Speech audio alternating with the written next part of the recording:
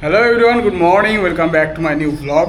তো আজকে এখন ঘুম থেকে উঠে সকাল সকাল রেডি হয়ে বেরিয়ে যাচ্ছি একটু আঁকাতে।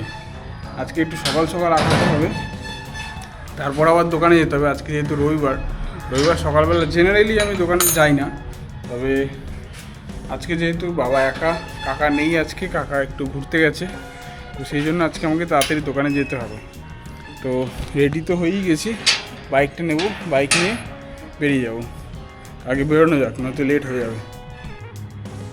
চলে এসেছি আমি এখন আঁকাতে। তো আগের দিন ও এই আঁকাটা এঁকে রেখেছিল, মানে দুদিন আগে এঁকে রেখেছিল। তো তারপরে আমি বই নিয়ে যেতে ভুলে গেছিলাম বলে অন্য আঁকা করেছে। তো আজকে এই আঁকাটা আবার কমপ্লিট করছে, খুব সুন্দর করেই করছে। আমি আবার দেখিয়ে দিচ্ছি। তো আর বলে বলে দিলে খুব ভালো করে, আর বলে বলে না দিলেই ব্যাস পুরো একদম বই দেখেও ভুলভাল করে ফেলে। কিন্তু আজকে ভালোই করছে, যাই হোক করুক। তারপর আমাকে যেতে হবে একটু গাড়িটা ঠিক করাতে। চলে এসেছি এখন আমি আমার বাইকটা ঠিক করাতে। আমার বাইকের যে প্রবলেমগুলো হয়েছিল সেটা হচ্ছে, আমার বাইকের ব্রেক প্যাড, সামনের ব্রেক প্যাড একদম ক্ষয়ে গেছে, আর শকার থেকে অয়েল লিক করছিল। তো আমি যখন দাস হন্ডাতে গেছিলাম করতে, সার্ভিসিং করাতে, ওখানে বলছে যে ব্রেক প্যাডের দাম 900 টাকা, আর অয়েল লিক করছে তার জন্য 1200 টাকা লাগবে। আর আমি এখন এখানে এসেছি চৌহাটিতে, এখানে বলছে টোটাল 700 টাকা লাগবে। মানে ভাবা যায়। তো আমি তো দুপুরবেলা আর কি বাইকটা দিয়ে তারপর বাড়িতে এসেছি হচ্ছে, স্নেহাশিসকে ফোন করেছিলাম। তো ও আমাকে আনতে গেছিলো চৌহাটি। তো ওখান থেকেই আমি নিয়ে, মানে ওর সাথে এসেছি বাড়িতে এসে খাওয়া দাওয়া করলাম। খাওয়া দাওয়া করে এখন বেরোচ্ছি, একটু বারুইপুরে যাবো, একটু মার্কেটে যাওয়ার আছে ওখানে। তো দেখি যাই, নয়তো লেট হয়ে যাবে।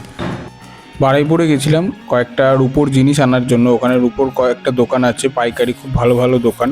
তো ওখানে গিয়ে আমার যে জিনিসগুলো আনার ছিল সেইগুলো আমার একদমই পছন্দ হয়নি, সেই জন্য আমি আবার ওখান থেকে গেছিলাম, একটু বাজার কলকাতা ঢুকেছিলাম, একটু আমন্ত্রণ বাজার ঢুকেছিলাম।